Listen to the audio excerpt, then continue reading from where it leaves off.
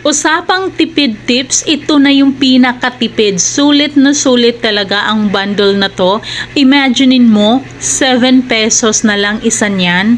80 sheets, laman per pack, and unscented, walang nakakairitang amoy. Subok na talaga namin to sa mahabang panahon and high quality ang wipes na to. So kung hindi mo pa na-try to, ito na yung best time na ma-try mo. Pwede mo tong inegosyo, may tubo ka pa dyan, di ba? So pwedeng magdoble. So kung gusto mo nga, i-click mo yung yellow basket, ang bilis lang ng kanilang shipment.